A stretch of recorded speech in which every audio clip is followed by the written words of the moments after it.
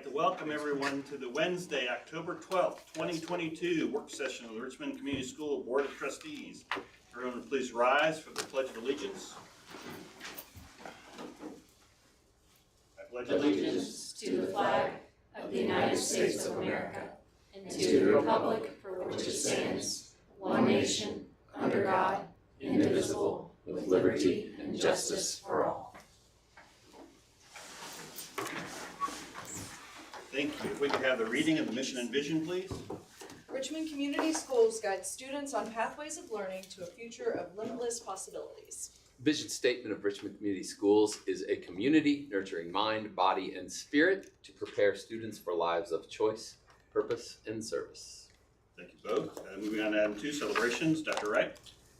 President Weber, trustees, I ask that Mrs. Hazelbaker join us as always to highlight tonight's celebratory guests.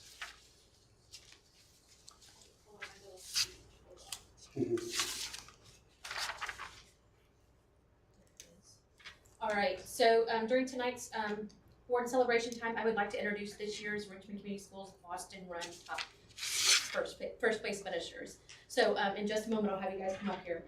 First place for the 4th grade girls was Kenzie Williams of Hibbard. First place for the 4th grade boys was Truth Macklin from Vale. First place for the 3rd grade girls, Blakely Clinton from Charles. And then first place for the 3rd grade boys was Merritt Ertz from Hibbard. So Mr. Jones is going to give us a brief history about the Boston Run. And Blakely is on the gymnastics team, so she has practice tonight, so she's not able to attend. So if I could have those students come up here for a moment. All right, Merritt. Good. All right, so you guys come here, and then Mr. Jones. Let's say Dr. Come on over here, and then they're going to ask you guys some questions. So this is, tell them your name. Sorry. I'm Kenzie. Tell them your name. I'm Merritt. I'm Truth Macklin. Bridget, did we want them up wanna- here so they could We be have them on camera over here Okay, too. just making Let's go on the sure. side so people can see you from home. I'm Steve Jones, not a runner. There's always time, Steve. Always time. You guys can right there. Just one step. Oh, I'm sorry. All right. So people can see you at home. They're looking at these look like eyes, but they're actually cameras. Are you guys? Oh, do you want to go ahead and read? Yes, yeah. I was given the task to learn a little bit more about the Boston Run, and it seems like I was the only one that was not an expert, because throughout the race I had people come and tell me, well, back in the day, and I said, okay. So I called on my two, favorite PE teachers, Mr. Higgins and Mr. Kelsick, and Mr. Kelsick gave me a huge mile. So I just read what I got, but in 1976, Dick Tiernan of the Tiernan Center began the Boston Run in order to increase physical awareness in 6th grade. The original race was held in the town of Boston and ended around the elementary school. In the early 1980s, Dwayne Hodgins took over the running of the race and added 5th grade to it and moved it to the fairgrounds. The race then moved from the fairgrounds to Earlham, then IU East, back to the fairgrounds, then to Rose City / Glen Miller Park, and now is run at Crestdale. Since then, it has turned into a race for all 3rd and 4th grade students that attend any Richmond Community School. The semifinals are run at the individual schools, with the finals taking place at Crestdale. This year, we have added overall team awards for each category. We also need to thank a lot of our sponsors. Reed Health has bought our shirts for our runners for the last 2 years. We greatly appreciate that. Harrington Hope Insurance provided water for our runners. The Charles PTO provided the after-race snacks. And we need a huge thank you out to the Richmond High School cross-country team, because we had, I think there was probably something like 24 kids out that were all at the different corners cheering the kids on. It was great. It's a great builder because I believe they do cross-country at 5th and 6th grade. And so we can keep them going into high school, because the coach told me right now, I think they only have one freshman girl, one freshman boy in the cross-country team. So we got to start building that back up, especially when both teams got 2nd place, I believe, this weekend in sectional. So we got to keep working on that. But the one thing I did find out, and this was interesting, was Wilma Rudolph, Olympian Wilma Rudolph, actually attended the Boston Run. I was there. So what year, I could not find what year it was, but I figured it was somewhere between 1981 and 87. For those who don't know, For those of you who don't know, Wilma Rudolph was a two-time Olympian. She won the bronze in 1956. Oh, sorry. Push me. Wilma Rudolph won a bronze medal in 1956 and then won 3 golds in 1960. And she actually attended somewhere between 81 and 87. That's my most educated guess. But the Boston Run is a huge, I mean, it's very traditional. We've been told, get it back to Boston, get it back to the park. It's a very controlled environment. We need to have more bleachers this year because we had a huge turnout by parents, which is awesome. And we had that many parents there. So the kids, they were great. I could not do the half mile because it is a half mile. They make it more into a sprint, which I'd be looking for a paramedic after about 100 meters. So, but nice job, guys and gals. And, we'll keep doing it for years to come. So thank you for listening. Do you guys have any questions for them? For Mr. Jones? Yeah, who did you guys bring with you to celebrate tonight? I brought my mom and my dad. And your mom, she's part of our community as well, is that right? Part of the RCS community? Where does she work? At Crestdale. Yeah. Awesome. And who did you bring? I brought my mom, my dad, and my brother. Okay, which ones are they? Okay, nice. And who'd you bring? I brought my mom. And is she okay? Very Awesome. Good job, parents. And good job to each of you guys. We're proud of you. Congratulations. Yes. I'm wondering if you guys can tell us what you did to prepare for the Boston Run. Did you have practices and tell us about those? What were those like? We had I'm sure they were tough because running is tough, but did you practice after school with students at your school? And are you guys in other athletics? Are you involved in other sports? Can you tell us what sports you're in maybe? I'm in gymnastics and dance. Okay, Truth. I'm in basketball, football, and running. Okay. I'm in baseball, basketball, and soccer. Wow. Sounds like you guys are all very involved in sports. Great job. What do you like about running? Can each of you say? Or don't like? That's easier. It's fun. Fun? It's I'm- fun. I'm curious at the end if it was a close race or if you beat someone by a lot. No, it was a far race for me. You were far ahead? What about the other two? Mine was close. Yours was a close race? How were you feeling at the end? I didn't think I was gonna win. Like at the middle, Uh-huh. I didn't think I could get back up there because I was far behind the first two. You chased them down, huh? Nice. Good for you. What about Kinsey?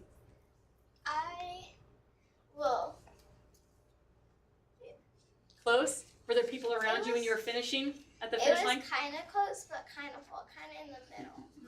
Mrs. Hazelbaker is saying there was space. I have to tell you, there was a big space. There's My goodness. You Even felt she the also pressure. won third grade last year. Kinsey did. So Oh, she's two-time a winner. repeat, two-time. No pressure for next year though, right?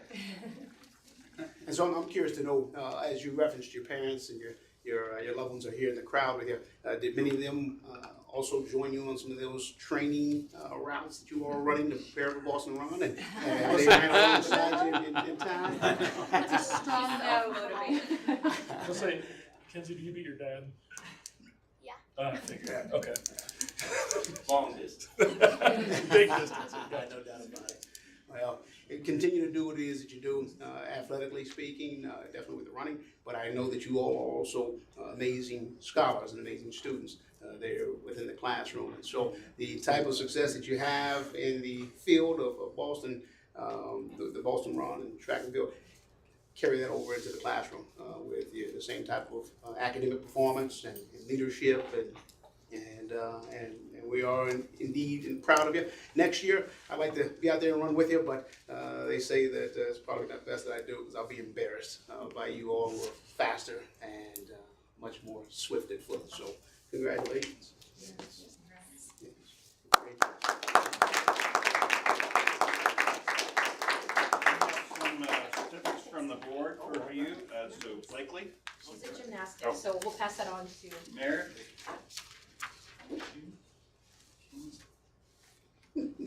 Truth. Congratulations, Can I y'all. get a photo with you guys? Yeah, turn around. Pose with the president. Yeah. Can I hold my certificate? Look at the name. I got it, thank you. Good work, guys. Yep. Keep on running.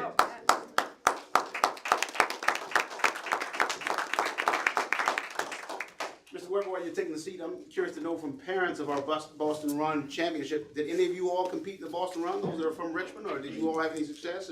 Okay, I like it. That's what it's all about. Well, again, congratulations to you all. Dr. Wright, we did have a number of people though, and I believe, I don't know, Bridget, I don't know if you got it on the, we had a alumni picture done, and we had people all the way from, not the original races, but way back on to present. So there is a picture out there of all the alumni that were at the race. That's what it's all about. That's what's all. Keep the tradition going. Without doubt. Again, great job. Great job. Awesome. Thank you all for coming. Moving on to item 3, public commentary. Mrs. Claypool? We have 2. All right. I will read a brief statement regarding public commentary. The Board of School Trustees recognizes the value of public comment on educational issues and the importance of allowing members of the public to express themselves on corporation matters. The board wants to ensure the public feels welcome and that the concerns are answered in a timely, effective manner. The maximum time for individual speakers is 5 minutes per person. The board expects personal decorum and factual information from the speaker. The president reserves the right to interrupt the speaker when a statement is too lengthy, personally directive, abusive, or obscene, or if it interferes with the orderly conduct of the meeting. Comments recognizing the work of staff and students are always welcome. However, critical remarks concerning specific school personnel or students are to be made through the complaint process available in policy 8130. School board members do not respond to public comments during the meeting. The public participant may receive a personal follow-up email from the board president within a week. Mr. Weber, I see that Mr. Member Stevens has raised his hand there. Not sure if that's. Yes. Aaron, you have something to say? He's on mute. Still on mute, Aaron.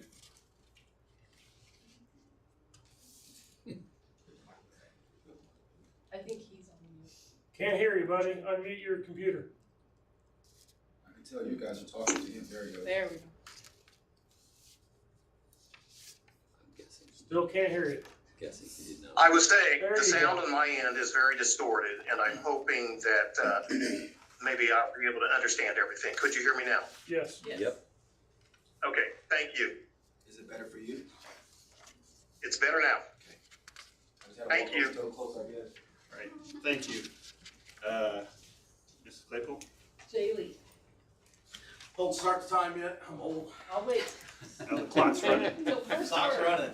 All right, got 30 seconds. Hey, I don't like standing behind that thing. I'm gonna touch a button and break something. Positions, all right? We, through the bargaining process and everything, there was a certain chunk of money that was allocated for us and so forth, and we're very grateful for what we got. But RCS in the past year and a half or so is adding positions, especially in the administrative level. I mean, in our athletic department alone, we have an intermediate athletic director, full-time. We're gonna have a director of athletic operations, $100,000 job. We added a $57,000 job. We were told there was nothing left, and we already put that. So then we got a director of STEAM that's coming up. That's another $100,000 job. A year and a half from now, when ESSER money runs out, you got a director of student services. It's another $100,000 job. Where's all this money going to come from? I'm really worried that's going to come out of us. All right, and that's why I'm up here talking about tonight. We don't know where the money is because no one's told us what's going on with this.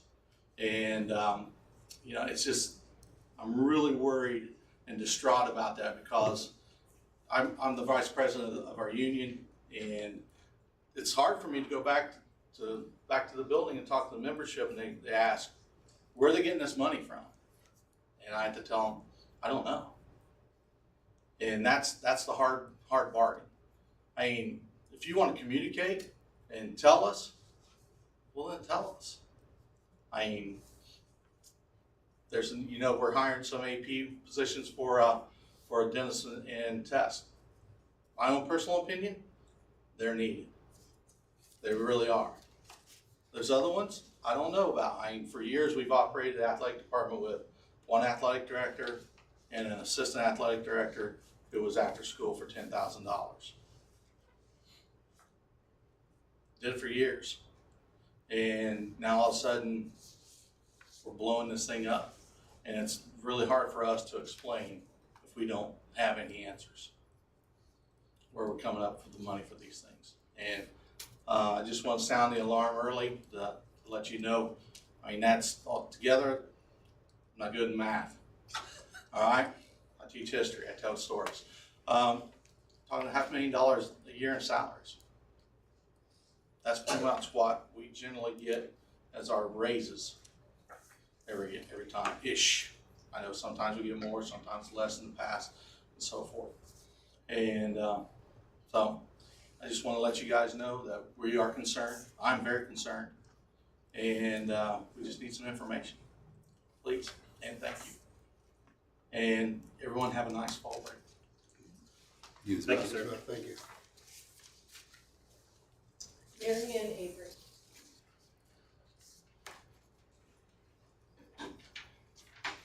Good evening. Thank you, Mrs. Bolser, for your hard work toward making better pay and benefits a reality. I hope it's not too far away. Another 3 custodians and a job coach left for better pay since we spoke. The need for staffing is critically urgent.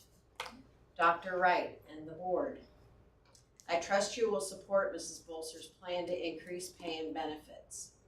The second area I believe you all can play a role in is an active campaign to communicate to the community that we need more resources. Test scores are not our only measure of success. Our applied skills students are already counted as dropouts by the state of Indiana, but they are worthy of a safe and fully resourced environment. We are caring for children and providing the social, emotional, behavior wellness strategies that support our students' abilities to learn. We must ask the community, including elected officials, to support healthcare for all public sector employees. We must pay our staff more. Does this take money? Yes. Does this mean increasing taxes? Probably. Is taxation a bad word? No. Taxes are how we support and promote the public good. What is more public and more good than public education? What can we title our campaign? Public for Public Ed. Join us. How may we serve each other? What's your public education story? Community benefit stories. It is time for reality-based, transparent budgets rather than one of smoke and mirrors or the trickster's shell game.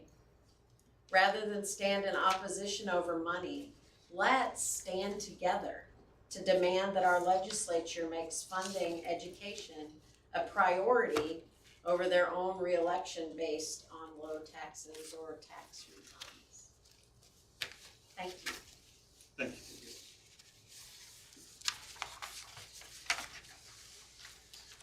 Moving on to item 4, consent items. Dr. Wright. President Weber, trustees, I come before you to ask for approval for consent items 4.01, 4.02, and addendum, along with 4.03 as presented, sir. Thank you. Happy to entertain a motion. I'll make the motion that we accept the consent items as presented. Motion by Jeff Slifer, I'll second. second by Brad Walton. Any questions or comments?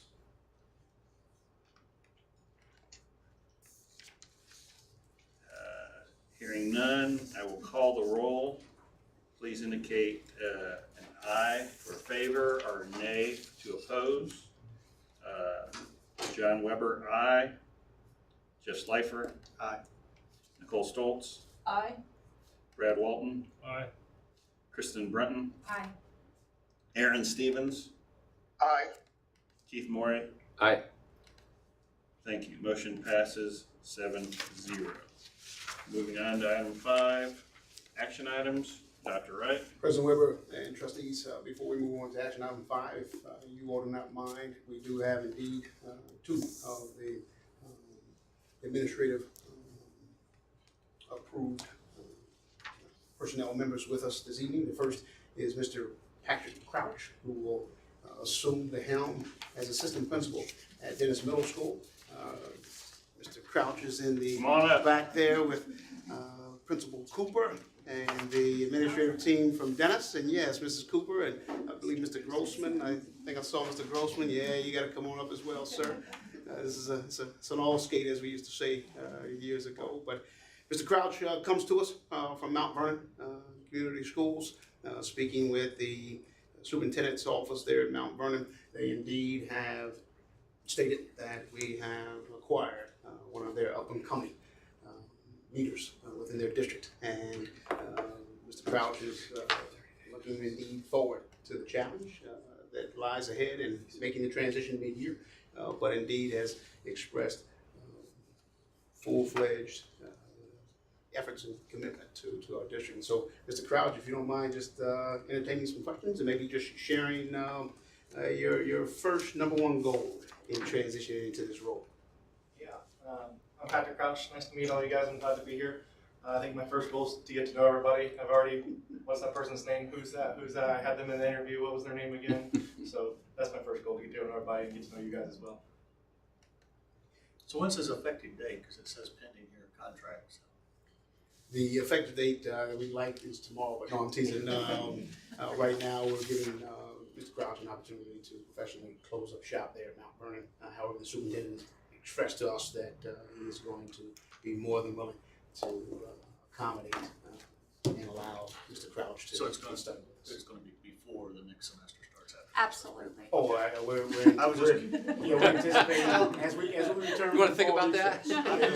Just try to establish a timeline. Yes, as we return. Are we looking for help in January or November? No. He's very important to the Mount Vernon community, so we're fortunate that they are not holding him, but we're just and I also respect providing It's that. nice that they're allowing you. Yes.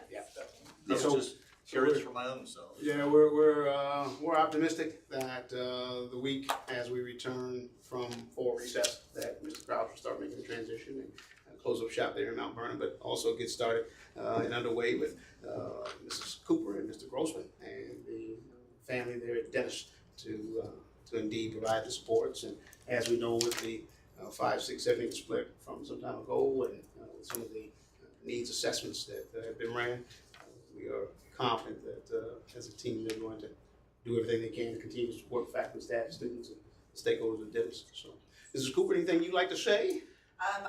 I'm super excited to have the team here with me now, and I feel like we're really going to be making some strides this year. I know it's been a short time that I've been here, but I'm looking forward to making some differences at Dennis Middle School with the team that we have here. I do know Patrick does a great job building relationships with students. That's probably one of his strengths, is building relationships with students, and I think in this role as an assistant principal, that's something you really have to do well to make that change. So I'm really excited. I'm looking forward to having him start and having him join Evan and I's team. Good luck. Well, I know, we're super excited because we are very appreciative of your efforts. I know Dennis has not been an easy task, and to see the progress and that you guys have headed in the right direction is very satisfying. I know there's still much work to do, and to have a new team member, I think, has to make you feel good. So I'm super excited. It's Mr. Crouch, right? Correct, yes. So thank you for coming. I wish you the absolute best, and I look forward to seeing you in Dennis. Hopefully sometime I'll swing by and we can chat a little bit, but it warms my heart. So thank you all. That's your first warning. Congratulations again, sir. And President Weber and trustees, the other administrative appointment was Mr. Clay Bolzer, and Clay is also with us this evening. And if Mr. Bozer could join us here at the podium to share also some of his goals and insight now in the role of athletic director. I was not planning to come up here, and you caught me off guard. Ben wasn't either, and Dr. Wright. No doubt, yeah. he was a bit of a deer in the headlights. Come on. Welcome, sir.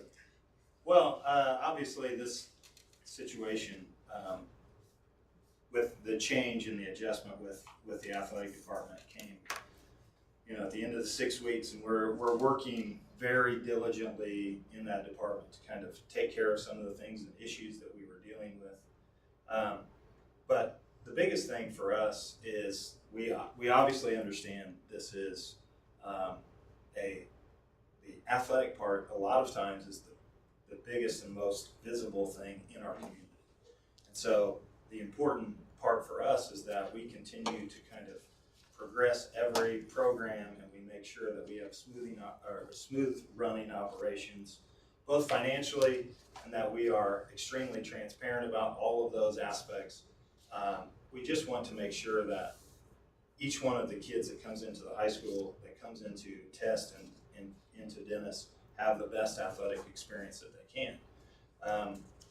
Each of us that isn't a Richmond graduate from years past, as we all continue to refer to how it used to be, things don't operate like it used to be. When we were in high school, there were sports editors at Palladium Item, and there were things that were going on where all statistics were kept by the Palladium Item and Jan Clark, and he covered every single sport, or we had multiple newspapers and multiple radio stations. The aspects of what used to be are not always the same as what they are now.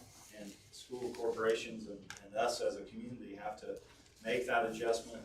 We have to work together to make it the best and most cohesive thing that we possibly can. Ben and I are working really hard with Luke and working to try and make what is visible also what is not visible run as appropriately as possible.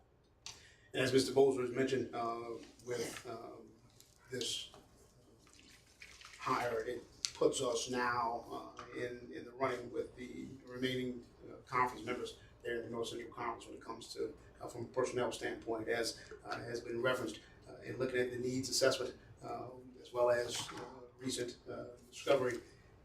This now will give us an opportunity to continue with the intentionality of our extracurricular offerings from an athletic standpoint, just as we do with performing arts and others. But indeed, there are, as was referenced, needs that our community has now that had not had previously. That this hire is going to give us a chance to even the level playing, so to say, and start putting students in a position to be successful athletically, which we know that transcends to positive behavior, increased achievement, the whole kit and caboodle, as they say in the South. So, welcome aboard, sir. Any Thank you. questions? Or? I appreciate it. Yes. Thank you, sir. Thank you. Quick to sit down there with me.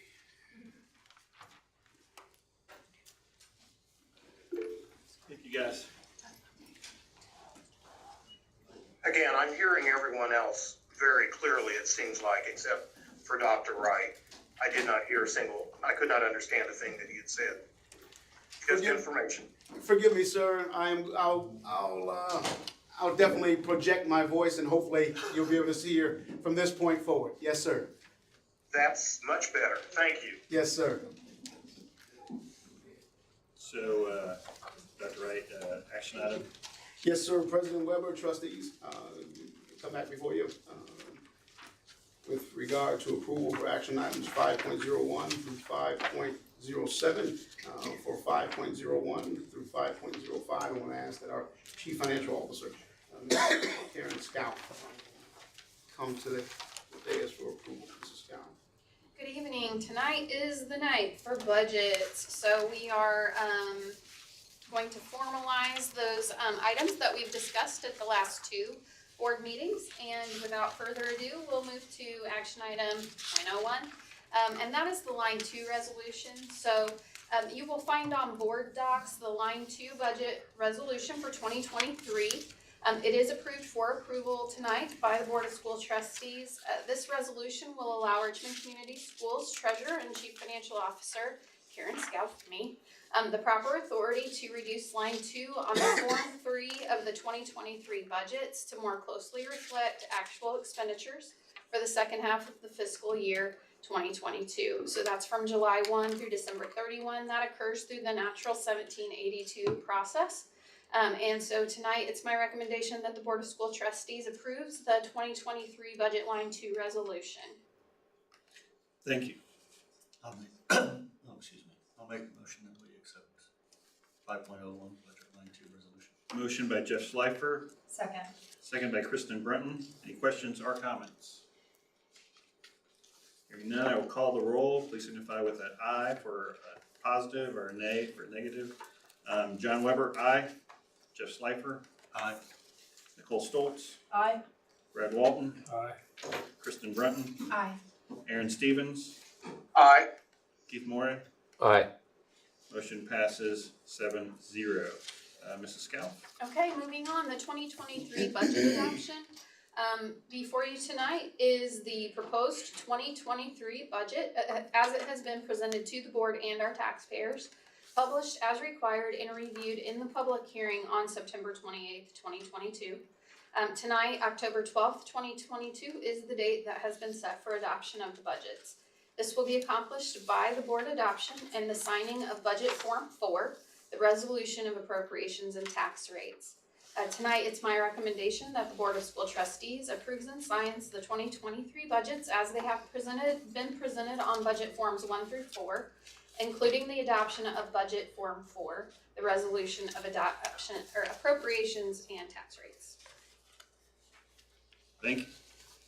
I move that we approve the 2023 budget adoption. Motion by Nicole Stoltz, I'll second.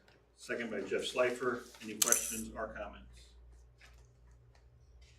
I'll call the roll. All those in support, please signify by saying aye. All those unsupportive, please say nay. John Weber, aye. Jeff Schleifer, Aye. Nicole Stoltz, Aye. Brad Walton, Aye. Kristen Brunton, Aye. Aaron Stevens, Aye. Keith Morey. Aye. Motion passes 7-0. Mrs. Scout? Okay, moving on, we have the 2023 through 2025 Capital Projects Fund Plan adoption. Tonight is the night for the adoption of the Capital Projects Plan Resolution. The public hearing for the 2023 through 2025 Capital Projects Plan was held on September 28th, 2022. After the adoption of the Capital Projects Plan resolutions, taxpayers have 10 days to set forth their objections to the county auditor.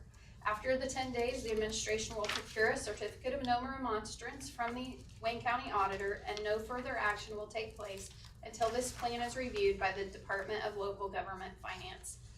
It's my recommendation tonight that the Board of School Trustees adopts the 2023 through 2025 Capital Projects Plan. Thank you. I'll move that we approve the 2023-2025 capital projects plan. Motion by Keith Morey, I'll second. second by Nicole Stoltz. Any questions or comments? All those in favor, please signify by aye. All those opposed, please signify with a nay. I will call the roll. John Weber, aye. Jeff Schleifer, Aye. Nicole Stoltz, Aye. Brad Walton, Aye. Kristen Brunton, Aye. Aaron Stevens, Aye. Keith Morey. Aye. Motion passes 7-0. Mrs. Scout? Okay, our last action item for the budget tonight is the 2023 through 2027 bus replacement plan adoption. The public hearing for this plan was held on September 28th, 2022.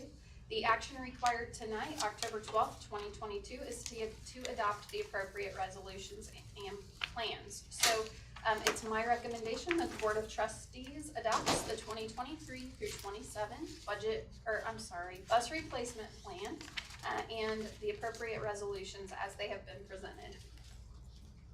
Thank you. I move that we approve the 2023 through 2027 bus replacement plan along with the bus replacement resolution.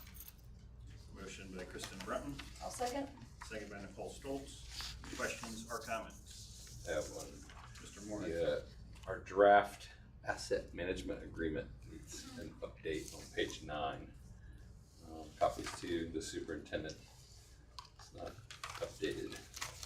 I must have made a copy of the wrong draft, so I have one that is, I will email that out. Okay. That's not a part of this, so Yeah, I can handle just that noticed through it. email, but yeah, I will get that fixed. Sorry. I must have done the previous draft before I re-emailed it out, so I'll get you a new copy. Oh, no worries. I'll try to get it before you leave tonight. Thank you. Any additional questions or comments? Hearing none, all those in favor, please signify by saying aye. All those opposed, say nay. I will call the roll. John Weber, aye. Jeff Schleifer, Aye. Nicole Stoltz, Aye. Brad Walton, Aye. Kristen Breton, Aye. Aaron Stevens, Aye. Keith Moore. Aye. Motion passes 7-0. Moving on to item 5.05, request to advertise. Dr. Wright. President Weber and trustees, I again call Mrs. Karen Scout back to the dais for approval for action 5.05. Mrs. Scout. Okay, tonight before you is a request for permission to advertise for the test boiler replacement and Charles chiller replacement. The administration is requesting permission to publish the required notice to bidders for the Test Middle School boiler replacement and the Charles Elementary chiller replacement. If approved, this notice will publish on Friday, October 14th, and again on Friday, October 21st. The bid opening will be held on Thursday, November 10th at 10 a.m., and a recommendation will possibly be made at the November 21st board meeting. It's my recommendation tonight that the Board of School Trustees approves the request to advertise the notice to bidders for the Test Middle School boiler replacement and the Charles Elementary School chiller replacement as they've been presented. Thank you. I'll make a motion that we advertise for the test school boiler replacement and Charles Elementary chiller replacement. One boiler, Motion one by chiller. Keith Moore, Second. second by Brad Walton. Any questions or comments? Call the roll. All those in favor, please signify by saying aye. All those opposed, say nay. John Weber, aye. Jeff Schleifer, Aye. Nicole Stoltz, Aye. Brad Walton, Aye. Kristen Brunton, Aye. Aaron Stevens, Aye. Keith Moore. Aye. Motion passes 7-0. Moving on to item 5.06, Vale Improvement Plan. Dr. Wright. President Weber, trustees, I'm asking that our Assistant Superintendent, Mrs. Don Sanzini, join us at the dais to ask for approval for item 5.06 as presented. Mrs. Sanzini. Thank you. It is recommended that the Board of School Trustees accepts the revisions to Vale's School Improvement Plan as presented. Mrs. Vandervoort, in collaboration with the Vale team, has revised the School Improvement Plan. Changes are listed below and will be presented to you for approval. The first goal is in English Language Arts, and actually Mrs. Vandervoort is here this evening, so if she doesn't mind, she is welcome to come on up, and she's been working closely with her staff to review the plan, which we definitely appreciate because it means it's a living document, that they're actually looking at it, using the strategies. So thank you, Mrs. Vandervoort, for taking the time to reflect. Do you want to present those two changes with the goals? Sure. We did not have a math goal currently in our plan that was approved last spring, so we wanted to make sure we address that as an area that we're working on in our building. And the English Language Arts School was set at 80%, which based on our data from the year prior, although lofty, and we'd love to have 80%, wasn't realistic for where our data is right now. So we've changed those based on our data from last iLearn tests and current NWEA data. Thank you, Mrs. Sansini. Thank you, Ms. Van. Thank you. Happy to entertain a motion. So moved to approve the change in the improvement plan. Motion by Nicole Stoltz. A second. Second by Keith Moore. Any questions or comments? President Weber and trustees, I would just like to commend Mrs. Vandervoort, her amazing teacher leadership team there at Val, as well as others who contributed to the revisions of the school improvement plan. And I know that with Mrs. Vandervoort's most recent transition into Val, she has continued to build upon the success found there at Val. And with these goals, I think that they indeed will be able to continue to raise them up. I want to echo that. I appreciate these being doable. So thank you for making that something that isn't thinking, okay, 80% would be great. However, 40% is realistic. We need to be doing realistic. And of data that we will be presenting here within the next few board meetings when it comes to student achievement. We know that these goals, as you mentioned, are SMART goals, and indeed with some of the challenges that the data is presenting, they'll help us reestablish and shift the paradigm. I know that the educators there at Vail, along with educators across the corporation, we all are committed to putting our best feet forward to continue the pursuit of excellence. So thank you, Mr. Vanderboard. Thank you. Any additional questions or comments? Hearing none, I will call the roll. All those in favor, please signify by saying aye. All those opposed, please signify by saying nay. John Weber, aye. Jeff Schleifer, Aye. Nicole Stoltz, Aye. Brad Walton, Aye. Kristen Brunton, Aye. Aaron Stevens, Aye. Keith Morey. Aye. Motion passes 7. Who was the second on that? Keith I Morey. believe I was. Nicole and Keith. Yes. Now moving on to item 5.07, classified staff salary increases. Dr. Wright. President Weber, trustees, in order to ensure Richmond Community Schools remains competitive in attracting and retaining the most qualified individuals to continue to meet the needs of our students, I recommend the following salary increases for our dedicated support staff members.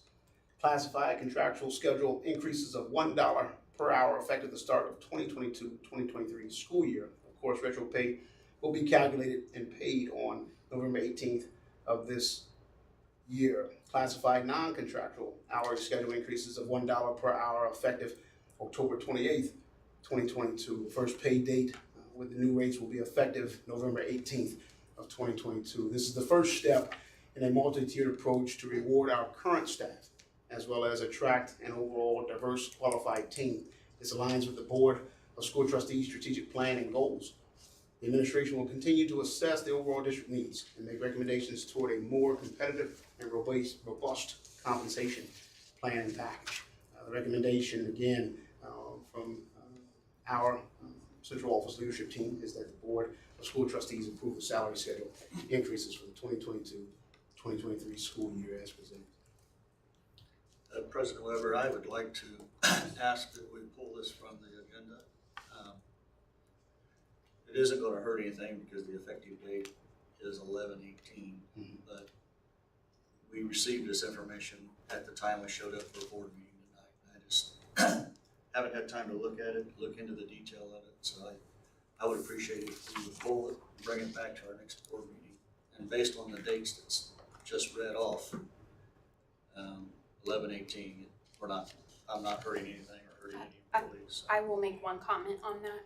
There's processing deadlines that will need to be done, so it could affect that date. I just want to be very transparent on that.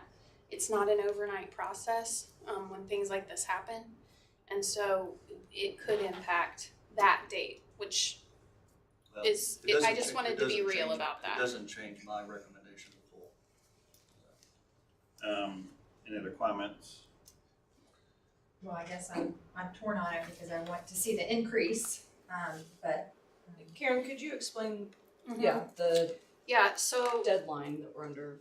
well, just so it's we not know? so much a deadline, it's just that effective date would have to possibly change because there's a lot of processing on the backside with HR and payroll that has to happen in order for pay to be right on the payroll. And so that's the dates that you have are in order to make it happen if it were to occur tonight. So that it does take a little time. So worst case scenario, we'd have like a 2-week delay from the November 18th date? It would be the next payroll, right? Right. Which would, the November 18th pay date is nice to get a month with Black Friday coming up and a lot of holiday shopping and things like that. Sorry, I didn't mean to I'm interrupt. done. Okay.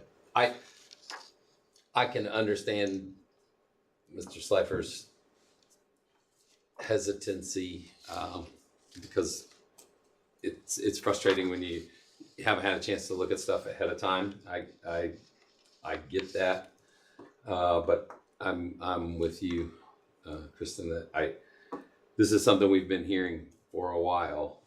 While I would definitely ask that we get that stuff ahead of time, I would be more than happy to go ahead and push. Like I said, I would defer to the majority, but I kind of lean towards, I'd like to see it happen. I feel like If there's no second, then mine drops, so. And I do understand what you're saying, Jeff, and it would be nice to have things prior to when we're sitting down here. However, Well, it this, just flat shows a disrespect for the board, it flat shows a disrespect for the process. I don't wanna stop employees from getting raises that hard-earned, but we had a meeting last Tuesday, and we told the superintendent last Tuesday that we wanted the information ahead of time. When I show up to a meeting at 5 o'clock, it's too late to receive the information. I'm done with that, so. I guess, thank you all. I have concerns, the dollar, I don't know if that could be more or less. I don't know, I have a total cost. I don't know where that money is coming from. I prefer to table it myself. So I will second, I guess, Jeff, I don't know, can I do that? Yeah. Why couldn't Yes. yeah. All right. So the motion is to table by Jeff Slifer, John Weber seconds. We'll call the roll. I would like to hear further Or discussion. have you questions or comments? Sorry. Any additional questions or comments? No, because I mean, as I stand, I completely agree. We do need to have this ahead of time. However, I also know that we've tasked you with making this happen, and so I love the fact that it's happening.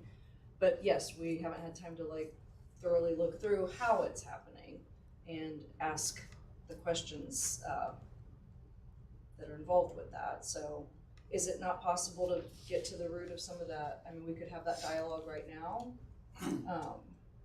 Or is it more just? I don't know, are they prepared to have a work session for an hour or two to talk about, are we adding positions, eliminating positions, combining positions? How have we looked at the ratio of effectiveness? Do we have too many paraprofessionals, too few? Do we have too many custodians, too less? I mean, there's a whole lot of questions here. So the mere fact that he had 8 days notice that we would like the information ahead of time, we can talk about all we want, but as a board member representing the taxpayers, I can't in good faith pass this tonight. So are we willing to have the discussion right now? Would that work? I mean, you can ask whatever questions. Personally, I'd like to see a narrative that someone has spent some time working on that says, here's where the money comes from, here's the options we chose, and just have some explanation of what we had concepts, and I understand that. I mean, I think we all knew what the idea was, and we had the goals, but it's almost a $500,000 expense. That's a lot of money, as we heard from a speaker earlier, and so I just would like, coming in cold, I'm not comfortable voting for this tonight. I am supportive of it, but I think it's not unreasonable to ask for some time to understand a little more about it. I think we could at least get the preliminaries out. I mean, hear from those who put this together, just some of the questions that have been asked. Can we start Absolutely. with that? And first, let me also start by apologizing. I know that of what was mentioned, I do know that there has been conversation for some time, and that the board has indeed been committed to, and as has been mentioned, we definitely have taken notation and heard the goals of our faculty and staff and our certified staff members. We recently met with our Education Association. Our cabinet met with their executive committee and arrived at mutually understood and goals that we all were that align with the goals that we all have. And I know that our cabinet team has been working diligently since the past week, rather diligently to put such a proposal together. And I think it all the way up through today, trying to meet this particular board meeting and board deadline is the nature of the shortcoming of information. But if I would dare turn to Mrs. Bolzer and Mrs. Scout to share some of the questions that have been raised, because indeed of what has been discussed, there is indeed naturally some questions and concerns as to how it all will unveil. And so, ladies, if you all could Aaron is also share with us. Yep, and also board member Stephen. Oh, he has his hand up. I see. Yes. Mr. Stevens? Thank you. I've been sitting here and trying to listen. First of all, let me ask, what is the motion that is on the floor? I know that Member Slifer expressed a concern. I'm very interested because I do not have the document in front of me. The motion is to table the action item. And that is for the salary? Yes. Okay. I can agree with that, first of all, because I don't have the document in front of me. And listening to an earlier speaker during public commentary, I want to make sure that if we're going to be spending money right now, that it goes to the people who I would consider our most strongest worker bees in the classrooms and doing that every day instead of an upper echelon at this point. I would like to see the document, and so I would be in favor of tabling it. That's just my opinion. Thank you. So we were. Yes, and so Mrs. Bolzer and Mr. Scout, if you don't mind just sharing some of the work that you all have been putting in to arrive at this evening's proposal, and ideally how indeed we can build from this first tier, if board approved, to meet the demands as we referenced to attract and retain the amazing staff members that we have. I'll start. First, I'm not sure if it's a document on the table. It is, I think, on the. Do you guys have access to Aaron okay. right now? So access I'll on text the him that. agenda that's on Right, board and it is docs. on board docs. But also it is for. It's only a paragraph. It is for classified employees, and so it's not for administrators. It's classified employees, which is your support staff. It's your paraprofessionals. It's your maintenance. It's your custodians. It's your secretaries, and I don't know. He can't hear you. You need to talk louder. He said he can't understand. All right. Just speak up, Dr. Wright, when you talk. Understood, yeah. My concern, sorry, is just that, is it enough? That's the part that makes me I think- say, well, I haven't known anything, but to me, we can approve this, and maybe it's not enough, and we can still have discussions and see if it, because I don't know any of, I agree with what Jeff is saying, the fact that we haven't had time to process it, and is this the right number? But I'm comfortable with this number right now and having further discussion.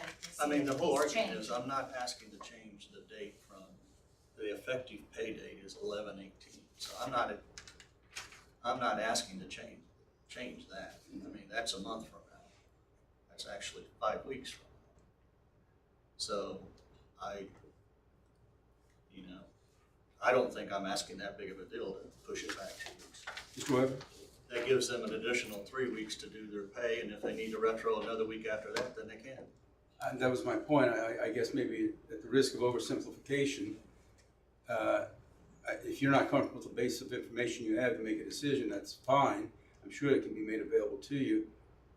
But in the worst case scenario, if you can't logistically get it done by the pay period effective 11/18, you can make it retroactive for the subsequent pay period to make sure there's no, the people are whole from the 11/18 intended date, I would think, can you? Well, it's already listed as retro pay. It's already listed as retro pay calculated. I just will note that that's for contractual staff. So you want it to become effective for a pay period, for all staff, but contractual staff, the retro, is how you do that. So, yes, but there's I guess it's hard to explain unless you do it, because there's a lot of processes that go along with a pay period. So to break that is really hard in the middle, because you're hand doing a lot of stuff that takes even longer. And so that's why we try to keep things in pay periods for those staff that aren't on contracts. So that's why those dates, it's just cleaner for everyone and in communicating and everything else, to stick with whole pay periods, whatever that looks like. So that's just some information. For additional clarification, if we move forward and we say, hey, we want 2 weeks to think about this, what would be the new effective date? And what would that move to? What would that? Probably December 5th. And if I may, we have been tasked with an insurmountable task as far as all the vacancies that we have had, the turnovers that we have had. So we had to prioritize based off of the allotted time that we have and our staff has as well. Our staff has been working around the clock to try to be able to make sure that they not only process the new hires, but process out those that are transitioning to another school corporation or another opportunity, as well as all the transfers. With that, we are in the middle of licensing season, trying to get all of the proper licensures in place, and then also going into renewal for open enrollment for insurance. And with the amount of limited staff that we have to make all those processes, as well as all the priorities that we are also trying to get through, we certainly apologize for the lateness. I understand from being in your seats that the amount of time that you would want to review this information. We did also feel like it was very important that we provided you the information as soon as we had it complete as well. So we did that at about 4 o'clock this afternoon, and there has been a lot of time and a lot of effort that has been put into this. It is a multi-tiered system that we're trying to look at. This is the first layer of that multi-tier. What we are trying to do with this is to try to incorporate the support staff as a group with what we have available for funds from budget last year for staffing compared to what we have available for what we began and where we are at currently with our current staffing. That's where that money is coming from. That is what this first tier is. The next tier, we're going to be looking at what are the amount of people that we have per position, per building. Is that available to be able to reallocate the funding sources that we have to be able to provide for the next tier, to be able to individualize in on the data for certain employee groups and employee types, especially those that we've had drastic turnover in, such as your paraprofessionals. So we're going to do more targeted groups and efforts with the entirety of the compensation plan. We also have to go through processes as well. It was brought up at the last executive meeting, to begin to look into the cost of additional insurance amounts for different support staff and what that cost looks like. We aren't there yet, and we didn't feel comfortable providing that information. This is utilizing existing budget that we have. That's what we felt comfortable with, trying to get the raise as soon as possible to the staff members. So while I understand and I certainly appreciate where you're coming from, I have been in the exact same shoes at the different side of the table.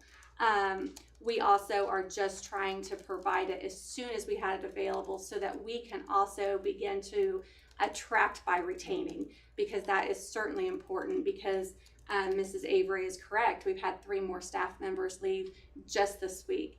And that is That's an exceptional amount of time. So that's why the lateness of it, we felt like it was at least worth this discussion and consideration, so that we can try to say we've had 3 this week. If we can try to push something out to show them we're working on it. This is what we're able to do now with the availability of the budget that you have worked so hard to provide.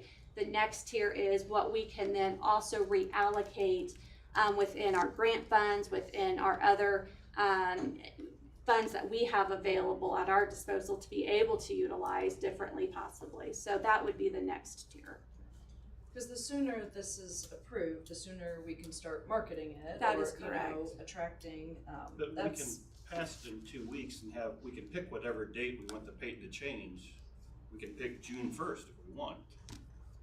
Right. I mean, so to get hung up on this has to be done today, so these dates matter. Yeah, I understand, but this is all new. We have not seen these numbers at all. I guess. And there's really, I mean, I don't mean to dismiss the hard work that's gone on, but I mean, there was no memos. We get a board update. There was nothing it's out of the blue. Yes, we've charged the administration with doing it, but to spend $500,000 with no paper trail of what the plan is, what we just heard now, there's an overall plan. I mean, we need to see some of that in a light narrative executive summary before we approve this kind of money. And like I say, maybe $1's not enough. Maybe it should be, $1.35. I don't know. But what are the other options? I mean, do you need more help from the board? I guess, I'm glad you met with REA, but they're not sitting at the table here. This is the Board of Trustees, and this is who approves this. And so, Yeah, we've not looked, I mean, I'm it didn't just- even hit the Human Resource Committee, it didn't even hit the Finance Committee, it didn't hit. I'm sorry, Not that it should I do all don't of know that, about a but- Human Resources Committee. I there's apologize. a working group that's been non-functioning. Okay. But, yeah, it's just, I don't know, I just think it's agree, bad but I governance. also think that I sat down here tonight and didn't know we were creating a new administration position, and where's that money coming from? So why would I question this and the paraprofessional and not that? I'd have to question both, and I guess I'm having good faith in our administration and the work that they're doing and the skills that they bring. And I know we have to be fiscally responsible, and we have a budget, but they're the behind the scenes. We're not micromanaging. I'm not questioning, I guess, I didn't ask any questions about the new athletic director of operations, because I have good faith that this is needed and they've done the work, so I'm having good faith also in this para raise or the classified. And I guess I've been expecting this to show up, that we said do this and they're doing it. And so I guess any questions that we have, right now is the time to talk about it and ask. Well, the motion's on tabling it, so does anybody have any questions regarding tabling the? Yeah, we're still having the discussion here. Okay. So. I see And Eric's Mr. Stevens has something to say here. Let me say something real quick, go ahead. Mr. Stevens, and we'll get to you. The points that you and Jeff make are absolutely valid, and I am in agreement with that. That I would love to look at where the money's coming from. My biggest concern, as I share with Kristen, is it enough? I would love to do as absolute much as we can for our support staff. Ms. Balser, Ms. Scalp, I commend you for the hard work you guys put in, because it's a daunting task, and it's where we've had trouble getting that done. And just to take this thing on is amazing, and I appreciate that. My biggest thing is, and it's kind of gotten laxed over the past several months here, is we all sat in a board retreat training session, and we had all agreed upon, if it doesn't show up by noon on Monday, it doesn't get to the agenda for the board meeting. You remember that vaguely? Okay, and that's. I've been on the board 16 years and we've said the same thing for 16 years. Okay, And yet it still keeps happening. Right, and I'm okay with smaller things coming through.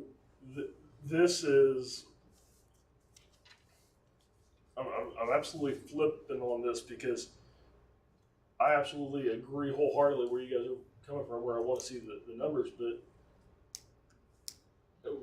I don't want to send the message to the staff that's out there, hey, you know, it's on the agenda to give you guys a raise tonight, and oh, we're going to table. But you guys are losing track of the fact I'm not suggesting that we change the 11-18 date. Right. But the only I'm not problem suggesting we change that at all. it's just going to be tough logistically to continue. We will work the overtime. What I will tell you is we will work the overtime to make it happen. We have been doing it for a very long time right now, and the staffs in our office are absolutely amazing. So I will tell you, if you would like to wait the 2 weeks, we will make it happen because that is what we do. But it will require overtime to do it. So that's the only reason why we had provided that information, that if we needed to change the period dates, that's why. Our staffs are tired, so we were trying to make every effort to try to do what we could to do it within our normal processing periods. But we will make it happen. So that is not, we will do that for our staff because they are that important to us. And so that is something that, I don't want you to think that we will not go that extra mile because we have done it thus far and we will continue to do that. And I share Ms. Brunton's sentiment that, you guys are hired to these positions for a reason. And so there's a trust factor there that I trust these numbers work out. I would just like a little explanation on it, just as echoing from Mr. Weber and Mr. Slifer. I'm good with moving on tonight and approving this. I 100% see where you're coming from. If the majority of the board wants to table it, I'm good with that too. But if the majority of the board is wanting to move on, I am more than happy to move on also. Now, I can speak to the numbers if that's what you would like to do, because that's the one thing no one has asked me to do quite yet, but it's the question that has been asked about 4 times. So our support staff are paid by primarily 4 different funds. However, there are some other grant funds that do fund support staff. So Title I funds a number of our support staff, a lot of our paraprofessionals. It also includes some of our professional staff. IDEA funds also fund some of our professional staff in the support services area for special services. And then our education fund handles a lot of our professional support staff. And then the operations fund handles our custodial staff. Now that is part of the 15% transfer. What I will say is that the number before you tonight is not where we want to be. I will tell you that right now. So our initial goal was to get everybody at 15 or above. We cannot make that happen within our current finances. That is our ultimate goal. So as you read tonight, there is a multi-tiered plan to this. We have plans and goals we would like to work toward throughout this year for our support staff, for all staff. To be realistic, we want to start planning for next year now.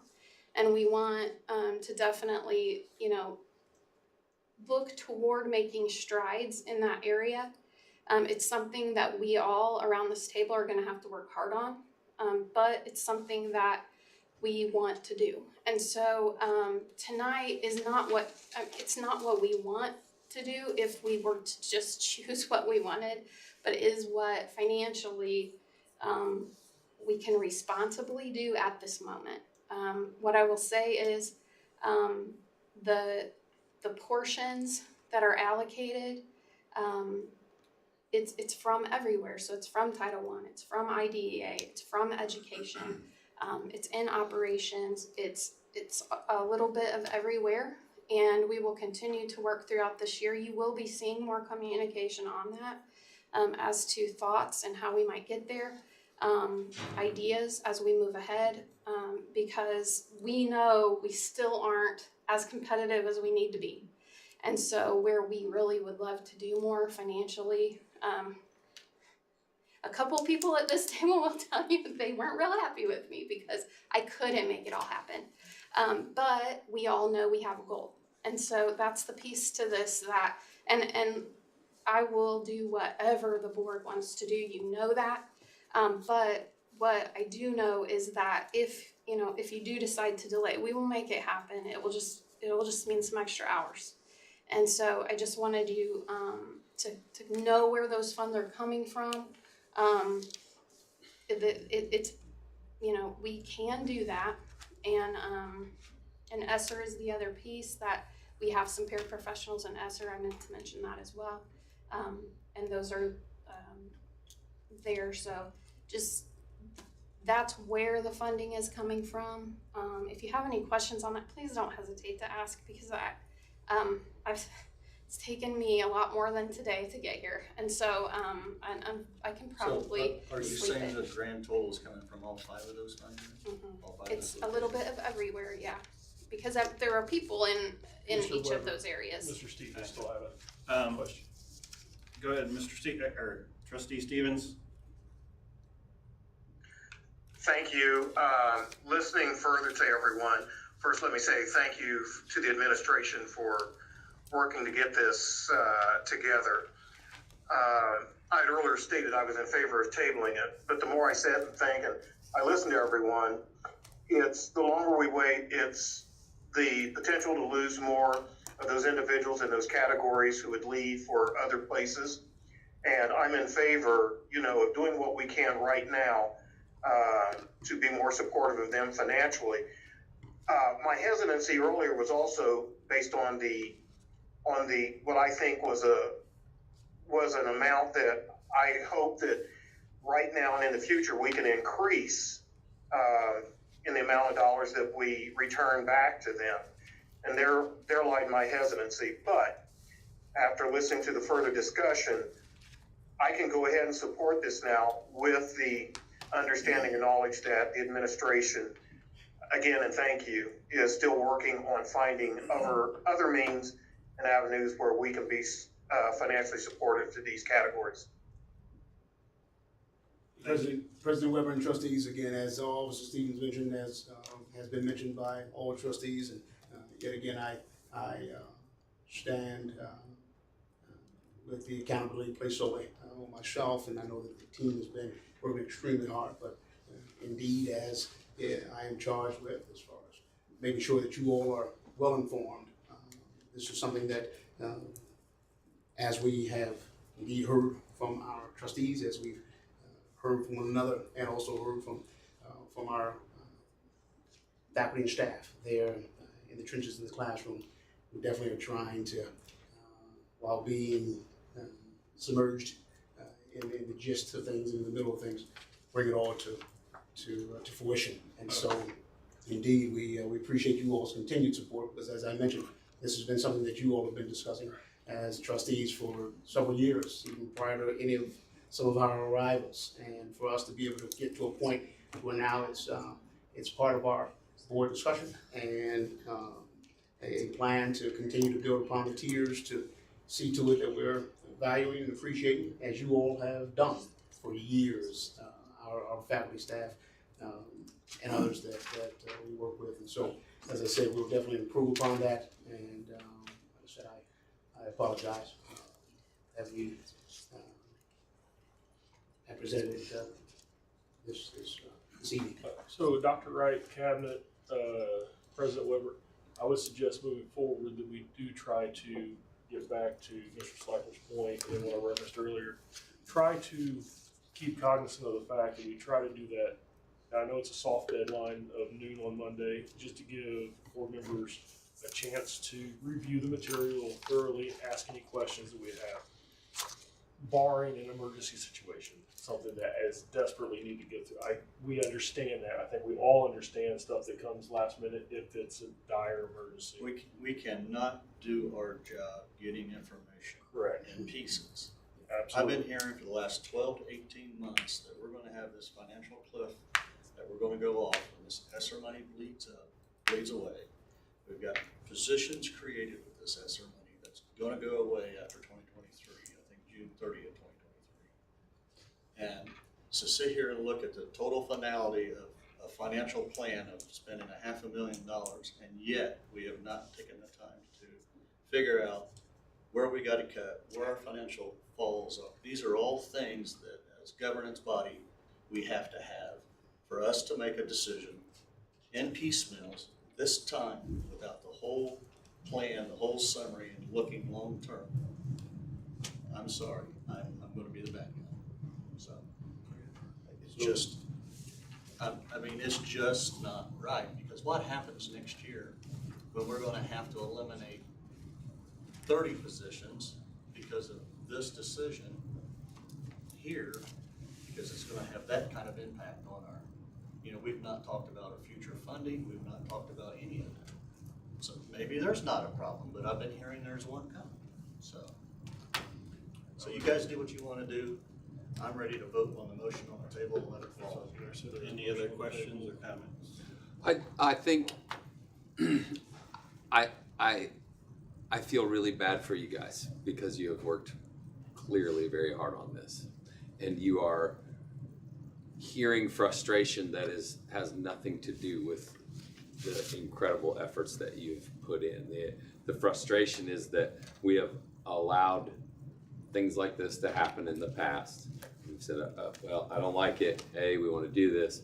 And I think that's what we're seeing tonight is like, hey, need your attention. And I feel as though, I don't think even if we just had in the board update that like, hey, we're still finalizing things, like a heads up, we're still finalizing things, but you're going to be seeing something coming to you that has some information about how we've been working to increase the salaries for those people, because we've heard about it for months. And it's frustrating when we go, why haven't we? So I'm frustrated on both ends. I'm frustrated because I've heard public commentary for 3 months now about we have to take care of these people, and I don't disagree. I absolutely agree. But we also have a responsibility, and Karen, I trust everything you say, that I trust that if you say we can cover that, I trust that, absolutely. The frustrating part is we gotta have some time. And it doesn't have to be in full detail, but 2 paragraphs that said, hey, we're gonna be bringing stuff to you. The details are still in the works because they're cramming, and it's gonna be 3 tiers, 4 tiers, whatever. Just a little ballparking so that people can get their heads wrapped around it. That's what I think the frustration that you're hearing. And I am really torn because I absolutely agree. It's really frustrating to get this at the last minute. But I also agree with Kristen that, It's been a long time. there've been a number of fairly substantial administrative things that we've went, yep, we trust that that's going. So could you clarify, okay, we've talked about this November 18th effective date. If we were to table it tonight and not vote, again, we could retrospect that. However, am I correct in thinking we would not be able to advertise this?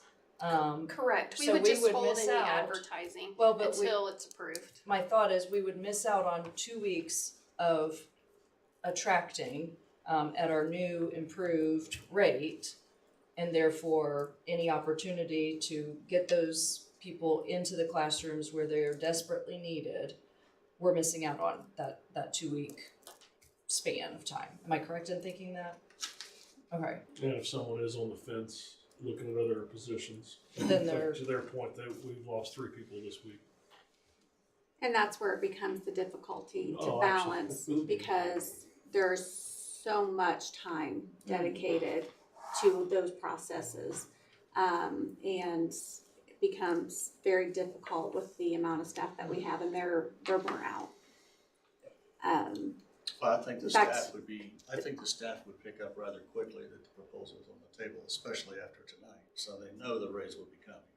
And I think any potential hires coming in, you could tell them the board is planning on voting in 2 weeks, so for 11/18 payday. So I'm really, let's move on, vote on the motion that's on the table and move forward. So at least vote down my motion and then you guys can vote forward on the pay raise. Any additional questions or comments? Okay, this is to table the motion. All those in favor signify by saying aye. All those opposed, nay. I will call the roll. So an aye means we are tabling. John Weber, aye. Jeff Slifer, aye. Nicole Stoltz, Nay. Brad Walton, Nay. Kristen Brunton, Nay. Aaron Stevens, Nay. Keith Morey. Nay. Motion fails, 2 to 5. I'd be happy to entertain another motion. I'll motion that we approve 5.07, the classified staff salary increase as presented and discussed. Motion by Brad Walton, I'll second. second by Nicole Stoltz. Any questions or comments? I think we've all commented out. Yep, I'm commenting out. Well, I mean, I'm super torn now because I'm rewarding bad behavior. I mean, we talk about how we treat our kids. I mean, we couldn't even get out a paragraph over the weekend, a text. I mean, it's ridiculous. I mean, I think we need the raise, but now I'm here, there's a multi-tiered plan and we're just supposed to, rubber stamp approve everything. I mean, I guess if that's what the board's for, that's what we're for, but I think it's ridiculous. I mean, if I vote no, it's gonna tell those people I don't wanna give them a raise, which is not the point. What I don't wanna do is approve behavior that I don't wanna see in the future. If you're my kids, it'd be a no vote. But I have a bigger picture to think about. So maybe I should just abstain because I really don't know what to do. Can we attach to this motion the further conversation in some way that, I don't know, tells us about this tiered plan, or if there's more money to be, something that. Well, hopefully the message is delivered tonight. Yeah. I think it has been. Hope so. I mean, hopefully we don't have this conversation again. Yes. I mean, I respect everybody. I'm not trying to disrespect anybody, but at the same time, I'd like to see the same respect given to me. So that's what this is about, because I talk to constituents out there all the time. And you know what I hear a lot? The board is a rubber stamp. The board is a rubber stamp. The board is a rubber stamp. And guess what I proved tonight? We are a rubber stamp. So, now, it's for a good reason tonight, don't get me wrong. And any comments that I've made tonight are not reflective on whether an employee should get a raise or not. We know our staff needs more money. And that's why my whole argument was, I'm not changing the date. The date all along in my head was still 11/18. But I'm sorry, I said I'm done commenting now. Well, I think our conversation shows that we are not a rubber stamp. And I think we've all talked about the raises that need to happen. Like he said, we've heard and we've discussed in retreats, and it's just we weren't expecting it. I'm happy. I wanted to see it a long time ago, but we weren't expecting it. And I think to see some numbers behind it, But or how again- it came to be, But should have again, we been. I agree can't with see you. it in isolation. Right.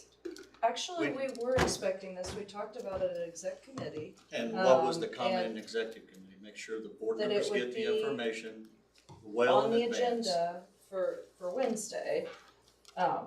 Yes, it would have been nice, as we've said. Not to have nice, it we for- said, make sure the board members have the information. It's a surprise. Before The one thing we ask for is to not be surprised. And this would have been, I'd be remiss if I didn't say, this would have been a great conversation for the finance working group, that we've had meetings for that to discuss the numbers, and we haven't. I've been That asking hasn't about been- board budget shortfalls for quite some time now. All right. Any other questions or comments? Sorry, I lied. No, I will call the roll. You Please restate. signify by saying aye. Can you restate what we're? Okay, this is a classified salary, classified staff salary increases. There's a motion by Brad Walton, a second by Nicole Stoltz. Thank you. All those in favor, signify by saying aye. All those opposed, signify by saying nay. I will call the roll. John Weber, and I will abstain. Jeff Slifer. I'm gonna vote no. Nay. Nicole Stoltz, sorry. Aye. You know, you guys get me off track, and I lose my Hey, rhythm. your sheet screwed me up last week. Brad Walton, That was Aye. sad. Kristen Breton, Aye. Aaron Stevens, Aye. Keith Morey. Aye. Motion passes 5-1. Moving on. Policy update and review. Be happy to entertain. I will motion that we Thank you, Mr. Cross. approve 6.01 and 6.02, policy 2520, maintenance and fee of instructional material and equipment, and policy 4511, dress and grooming. Motion by Brad Walton, Second? Second? Aaron can have it. second by Aaron Stevens. Any questions or comments? Hearing none, all those in favor, please signify by saying aye. All those opposed, please signify by saying nay. I will call the roll. John Weber, aye. Jeff Slifer, Aye. Nicole Stoltz, Aye. Brad Walton, Aye. Kristen Breton, Aye. Aaron Stevens, Aye. Keith Morey. Aye. Motion passes 7-0. Okay, moving on, sorry, lost my paper. To board reports and old business. Item 7.01, Educational Planning Working Group. Kristen, Keith, or, We have not met since our last meeting. okay. Do we have a meeting coming up? We do. On Monday after fall break, so I believe that would be the 24th. I will add that since our last meeting with the guests during that educational working group, we indeed have had the first round of implicit bias training with the DEI initiative with Dr. Parker out of Indiana University. And of the training, can you still not hear me? Mr. Stevens, can you hear me now, sir? No. We can't. Yeah, I think his Yeah, swing your microphone. I can when you speak into the microphone. There you go. What I've mentioned is that from the educational working group, we indeed have followed up on the last meeting we had with our stakeholders and other constituents from Richmond with regard to the implicit bias training that occurred earlier this week. And indeed, faculty, staff, students, and administration, central office included, took part in such training to continue working toward our strategic goal of equity. We indeed have other trainings and professional development in store for the next few months. And out of the educational working group, this work is going to, this and so much more is going to continue to push forward. All right. Thank you. 7.02, Building and Grounds. Jeff, Brad, Nicole. We haven't met since our last meeting, and I figured it probably would make sense. They have the director of facilities position posted now, so it probably makes the most sense to wait until after that person is seated for us to move forward in that group. There is, however, the RCS project summary that we were all sent, so hopefully everyone had a chance to look through just how everything's coming along and the projected timeline on that. So if you have questions, we're happy to talk to you about that, or Glenn Slifer obviously can talk to you, I and wanna John add Hamilton. that I was glad to see that, to be able to look through and see, and then also see that the pool is going to be up and running October 24th, I believe, which would be great for our swimmers getting ready to start their season, so. It's happy to see that. That's the plan. anticipation, yes. And you have more information on that, Dr. Wright? Were they able to piecemeal a part together, a temporary fix to?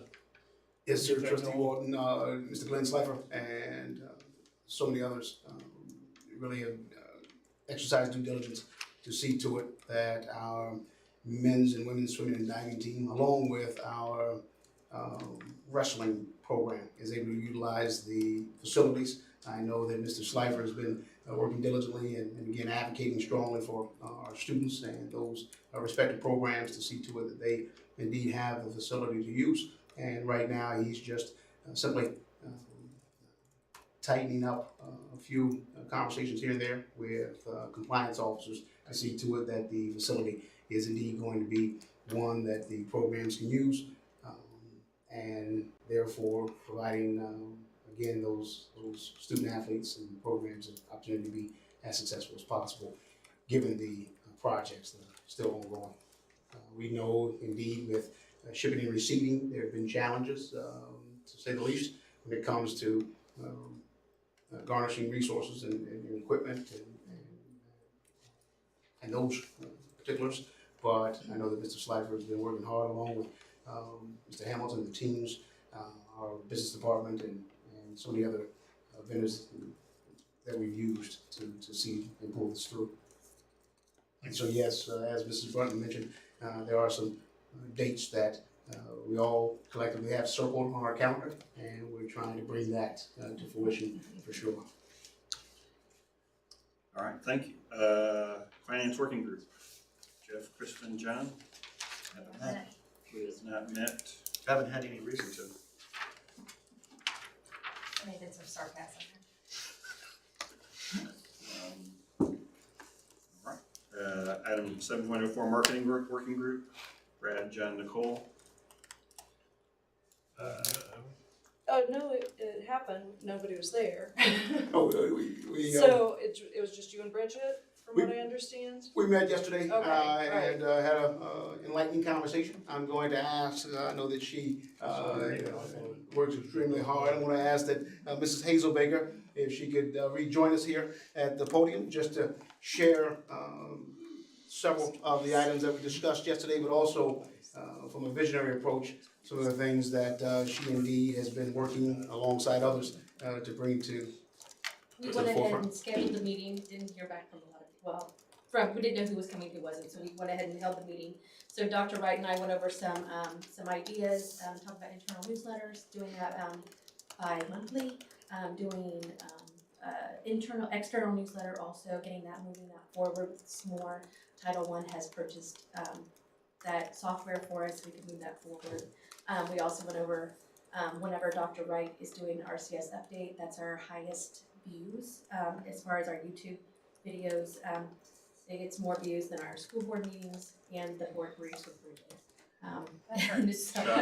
So also working on, I'm sorry? We're just being sarcastic. Also looking at what additional print materials we can be sending out. So we're again just looking at the calendar of some things that are coming up. Some upcoming 100th birthday of Test Intermediate School. Test Intermediate School is coming up soon. So we need to start moving forward with that, and also talking about the grand opening of McGuire Hall as far as pushing that also. So those were a few things that were on the agenda that we had discussed during that meeting yesterday. Along with marketing the visionary goals that we have set in motion, set in place, not only from the strategic goals that have been established, but also increasing quality tier 1 instruction, reviewing, reflecting, and revising upon our current practices in trying to increase efficiencies and effectiveness, and overall trying to provide for the social emotional supports and all of the necessary student supports to see increases in student achievement, but most importantly, as Mrs. Hazelbaker mentioned, continue to share our story, and we have some ideas as to how we can continue to include alum as well as current faculty, staff, and students that I'm not sure how many of you all had a chance to take part in last week's Title I event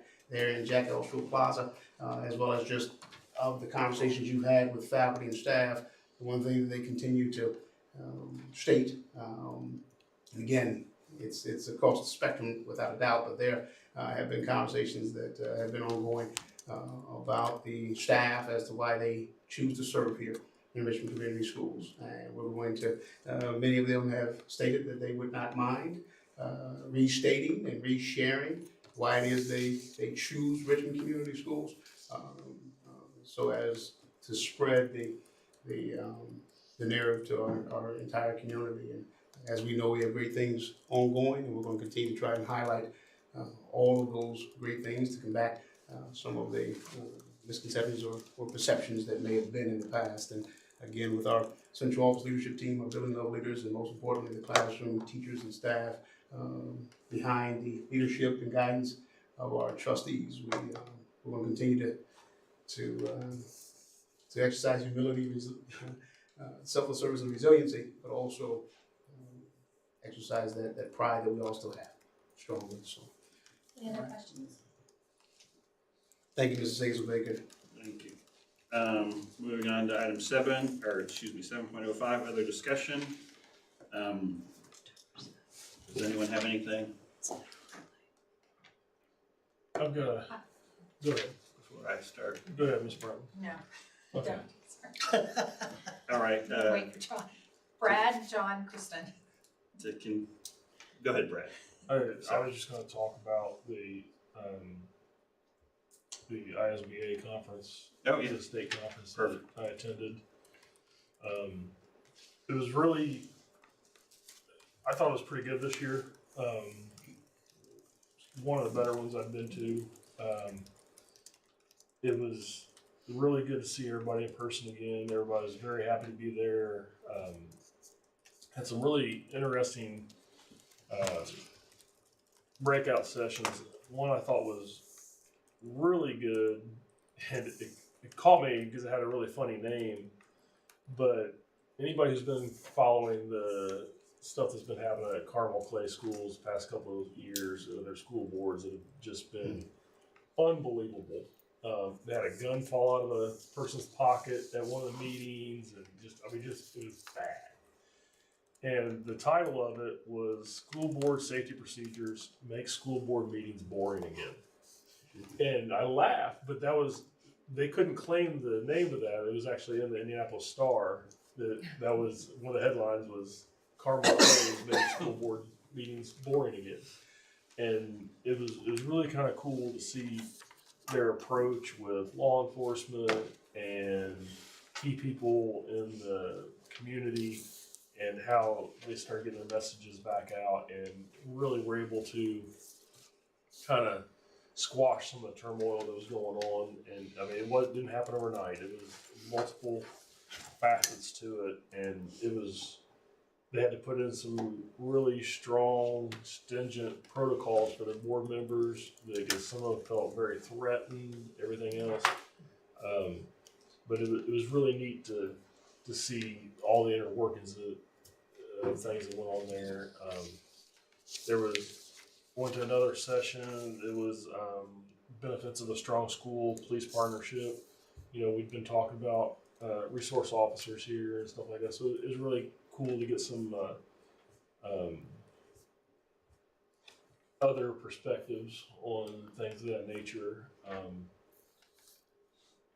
We had a great, Dr. Wright joined me. We had a great meeting with a couple of vendors that night. It was really good. And then I actually cut out early Tuesday morning. I got some pretty bad news Monday. I had a death in the family and left the conference a little early. So. But other than that, I thought it was a really good conference. And in the past, you could always tell some people were like, everybody was just happy to be there. It was a good feel, good vibe, and it was nice to see for a change. And just to echo with Trustee Wharton, reverence, and again, condolences to you and your family with the loss. And of that conference, I know that as I continue to evolve and grow in this role and continue to get better, work to get better, I always take something away from such professional development opportunities. And during our board retreat earlier this week, I was able to bring back from that conference. You mean administrator retreat? I'm sorry. Yes. our administrative retreat that we conducted a few days ago. It's all running together. But yes, during our administrative retreat, I was able to bring back a particular strategy and or a particular goal, if you will, and it worked successfully, tremendously, and it really cemented the fact that with our central office leadership team, with our building level leaders, our teacher leaders, we really are in a place to continue to progress and build upon the momentum that we're working to create. And so one of the things that Mr. Walden, I'm not sure if he recalls one of the keynote speakers, he stated in his realm of business and profession, he would always ask his employees to simply tell him something good. Didn't necessarily know ideally what it may glean, but from that, the conversations that we were able to expand upon during the retreat with just that question, and the speed at which folks were able to indeed express some of the positive aspects of their day-to-day. As the keynote mentioned, challenging cultures, especially within leadership and teams, at times can take 45 minutes to an hour. We were able to get around the horn and back in some respects in roughly 5 to 7 minutes, and it became a rather emotional experience just with that simple question. So from that conversation, as Mr. Walden mentioned, the second day was the keynote speaker he's referring to, and he was energetic, pretty fun, and engaging with the crowd. He was a good keynote speaker, very positive. And the first day keynote speaker was a mother of one of the children that died at Sandy Hook. Mm-hmm. So you want to talk about another emotional situation? That was very tough. So, but she had a good story, and it was interesting to hear some of the details of how things were handled, and she spun it in a way that obviously it was a negative situation, but just how many lives were saved from protocols they had in place, from evacuation drills and stuff that they had been utilizing and using prior to. And she even showed one of the pictures from like a month and a half earlier where they did an evacuation drill and her kid was in the picture.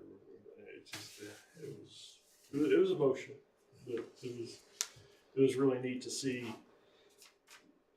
the way she spun it. I mean, she could have spun this thing totally negative, and there was a lot learned from that.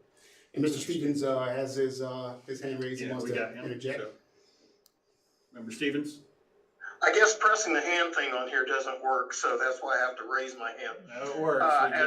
As you all, huh? It works. We just have to get to you. As you know, I've been hobbled up for a couple of weeks and I'm on crutches right now. That's why I'm here.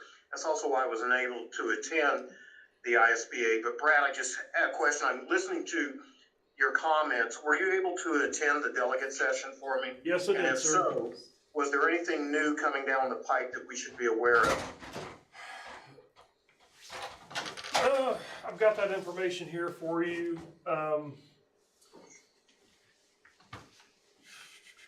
I had it and it has slipped my mind. I will get back to you on that, sir.